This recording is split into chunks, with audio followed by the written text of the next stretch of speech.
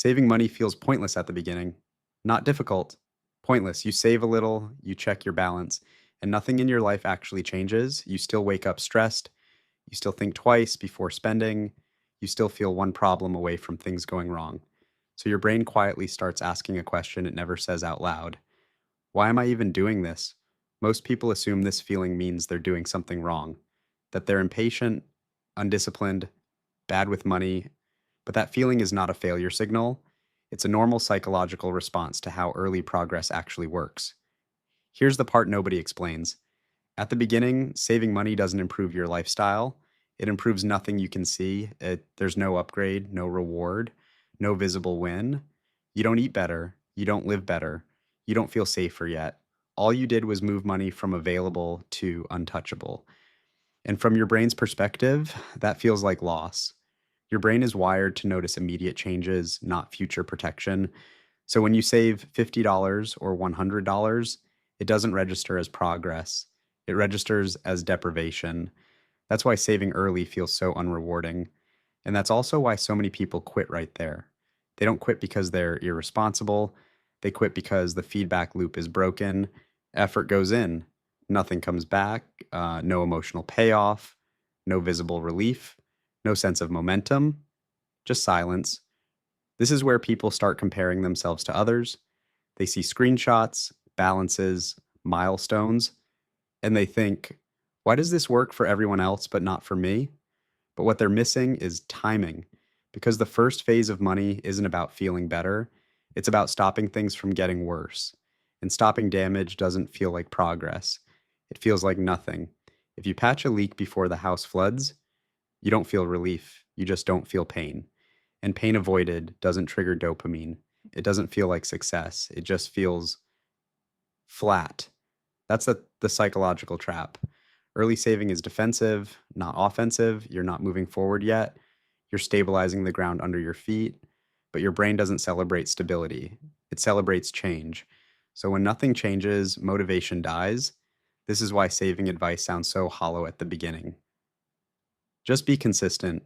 Just trust the process. Just keep going. Easy to say when you're already past the hardest part. Hard to hear when every dollar saved feels invisible. And this is the moment where most people make a mistake that follows them for years. They assume the problem is effort, so they try harder. They track more aggressively. They restrict more tightly. They become stricter with themselves. But the problem was never lack of effort. The problem was that no one told them the truth. Early progress doesn't feel like progress. It feels like restraint without reward. And if you don't understand that going in, quitting feels logical, here's something most people don't expect. In the beginning, saving money can actually make you feel more stressed, not less. Not because saving is bad, but because awareness increases before safety does. When you start paying attention to your money, you notice things you were able to ignore before, how thin the margin really is, how close you are to zero, how often one unexpected expense could mess everything up. Before, you were surviving on momentum. Now, you're seeing the numbers clearly, and clarity without protection is uncomfortable. It's like turning on the lights in a messy room without having time to clean it yet. Nothing new was created, but suddenly everything feels heavier. This is where a lot of people quietly retreat. They stop checking, they stop tracking, they stop saving, not because they don't care, but because caring hurts. So they go back to not looking, back to spending without friction, back to short term relief. And from the outside, it looks like self sabotage. But psychologically, it makes sense. Your brain prefers predictable stress over unfamiliar uncertainty, even if the unfamiliar path is better long term. This is why just be disciplined advice fails here.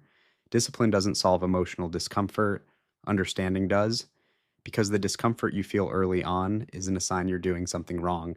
It's a sign you're becoming aware before you're protected, and awareness always comes first. This is also why people misjudge others who seem calm with money. They assume calm comes from personality, from confidence, from being better at money, but calm usually comes from margin, from knowing that if something goes wrong, it won't immediately cascade into disaster. That calm doesn't exist at the beginning. At the beginning, you're exposed. You're doing the right thing without feeling the benefits yet. That's a dangerous psychological position to be in because it's easy to interpret discomfort as failure, But what's really happening is this: you're building something that doesn't help today, it helps the next time something goes wrong. And until that moment happens, until you avoid a problem you would have panicked about before, your brain doesn't fully believe the system works. So motivation stays fragile. This is why early saving requires something more important than discipline. It requires context. You need to know that the discomfort is part of the transition, not proof that you're incapable. Most people never get that explanation. So they quit in silence. They tell themselves, I'll come back to this later when I earn more. But later rarely comes because income doesn't automatically create stability. Behavior does, and behavior only sticks when the mind understands what it's enduring and why. At this stage, the goal isn't to feel good. The goal is to stay in the game long enough for the first real win to happen. Not a number on a screen, a moment where something goes wrong and you don't panic. That's when everything changes. Most people think the first win with money is hitting a number: $1,000, $5,000, $10,000. But the real first win happens before that. It happens the first time something goes wrong, and your life doesn't fall apart. That moment is subtle. There's no celebration, no screenshot, no dramatic shift, but internally, something clicks. Let's say your car needs a repair, or your laptop dies, or an unexpected bill shows up. Old you would have panicked, spiraled, delayed payments, borrowed, put it on a card and dealt with the anxiety later. New you still doesn't like it, but you handle it. You pay it. You move on. You don't spend the next 2 weeks mentally replaying it. And that's when your brain learns something important. This isn't an emergency anymore. That lesson matters more than any budgeting trick, because until your brain experiences safety in real time, it doesn't fully trust the process. This is why progress feels invisible early on. You're building protection for problems that haven't happened yet, and the human brain is terrible at valuing future relief. We're wired to respond to pain, not to prevent it. So when nothing dramatic happens for weeks or months, your brain assumes nothing is changing. But under the surface, something big is shifting.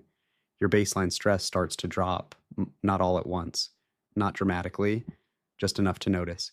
You sleep a little better. You hesitate before reacting. You don't feel that constant urgency to fix everything right now. This is where thinking starts to change. Not because you became smarter, but because fear stopped hijacking every decision. People underestimate how much of their personality is actually pressure. They think they're anxious, impulsive, bad with money, but remove the pressure, even slightly, and their behavior changes. They become calmer, more patient, more deliberate. Not through effort, through environment. This is also where long-term thinking becomes possible. Before, planning felt pointless. Why think ahead if one bad week could erase everything? After, planning feels safer, not optimistic, just realistic. You start making decisions that don't pay off immediately. You wait, you compare, you choose slower paths with better outcomes. From the outside, it looks like discipline suddenly appeared. But discipline didn't arrive, safety did. And safety unlocks behaviors that force never could. This is the part that makes people on the outside say things like, must be nice to be so disciplined. They don't see the buffer, they don't see the margin, they only see the behavior. But behavior is a downstream effect. Change the foundation, and behavior follows. This is why copying habits without context almost never works. You could mimic routines, track expenses, optimize systems, but if your brain still feels one step away from disaster, those habits won't stick. They'll crack under pressure. Real progress starts when pressure drops low enough for patience to survive, and patience is what compounds. Why people self-sabotage. There's a strange moment that happens after people finally start making progress with money. Not at the beginning, not when things are hardest, right after. They get a little breathing room, a small buffer, a sense of relief, and then, without realizing it, they sabotage it. They tell themselves they deserve something: a nicer phone, a trip, an upgrade, a reward for being good. And emotionally, that makes sense. They've been tense for so long that relief feels like permission.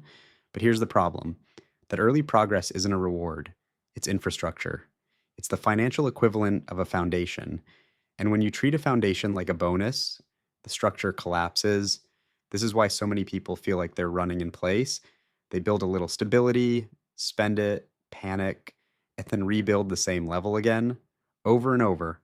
It's not irresponsibility, it's relief seeking behavior. When someone has lived under pressure for years, their nervous system doesn't know how to sit with safety. So the moment things feel calm, it looks for stimulation. Spending becomes emotional regulation, not because they're careless, but because they're exhausted. This is also where opportunity cost becomes real for the first time. Before stability, opportunity cost is theoretical. After stability, it's personal.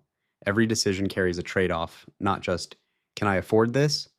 But what does this delay? A payment here might push back freedom by months. A lifestyle upgrade might steal future options quietly, and most people don't notice it happening because it doesn't feel dramatic. It feels normal. This is especially true with things like cars, housing, and subscriptions. They don't look dangerous individually, but stacked together, they quietly reintroduce pressure, and pressure brings back fear. Fear brings back reactivity. Reactivity kills patience. The people who actually move forward long term do something boring at this stage. They protect their stability aggressively, not forever, not out of deprivation, but long enough for the foundation to harden. They let the buffer sit. They let calm become normal. They let safety rewire their expectations. And this is where mindset actually changes, not through affirmations, not through motivation, through repetition, week after week of nothing breaking, month after month of handling small problems easily, year after year of not panicking. That repetition teaches your brain a new baseline. This is how life works now. And once that belief sets in, behavior shifts naturally. You don't need constant willpower. You don't need rigid rules. You just don't feel the urge to blow things up anymore. This is the quiet moment where wealth actually starts to form. Not from big wins, but from stability that's allowed to stay boring. Why stability changes who you become. There's one final shift that almost nobody notices while it's happening. Not because it's dramatic, but because it's quiet. Once stability sticks, not for days, not for weeks, but for long enough, your relationship with yourself starts to change. You stop seeing life as something that's constantly about to go wrong. You stop scanning every situation for risk. You stop making decisions as if one mistake will ruin everything. And this is where the biggest transformation happens. Not financially, psychologically. Before stability, your identity is fragile. You tell yourself, I'm bad with money. I always mess this up. I can't be trusted with long term plans. And every setback reinforces that story. After stability, that story slowly loses credibility because reality stops matching it. You handle a problem without panicking. You say no without guilt. You wait instead of reacting. Nothing flashy happens, but internally, something clicks. You start trusting yourself, and trust is the real upgrade. This is why people who reach this stage often seem calmer, even before they're wealthy. They're not calmer because they have more. They're calmer because they're no longer afraid of themselves. They know they won't self destruct at the first sign of discomfort. They know they can sit with boredom, with waiting, with uncertainty. That changes everything. How you approach work, how you negotiate, how you plan, how you take risks. You stop chasing short term relief. You stop optimizing for comfort. You start optimizing for direction. And direction compounds faster than motivation ever could. This is also why outside advice starts to feel different at this stage. Before, advice felt overwhelming, contradictory, impossible to apply. Now, you don't need most of it. You can feel when something aligns. You can feel when something adds pressure. You can feel when something quietly steals your future. That intuition didn't come from intelligence, it came from stability. This is the part nobody prepares you for. Money doesn't just change what you can buy, it changes how you experience time. When you're under pressure, time feels short, urgent, threatening. When you're stable, time opens up. You can wait, you can plan, you can think in years instead of weeks. And that alone puts you ahead of most people, not because you're smarter, not because you're more disciplined, but because you're no longer trapped in survival mode. So if you felt stuck, if progress keeps resetting, if discipline feels inconsistent, it's not a character flaw. It's not laziness, it's pressure. And pressure doesn't respond to effort, it responds to relief. That's why this phase matters. That's why stability matters. That's why boring progress beats dramatic change every time. Not because it's exciting, but because it works. And once you understand that, you stop asking, what am I doing wrong? and you start asking, what would this look like if I felt safe long enough for it to work? That question changes everything. And if you let it, the answer will too.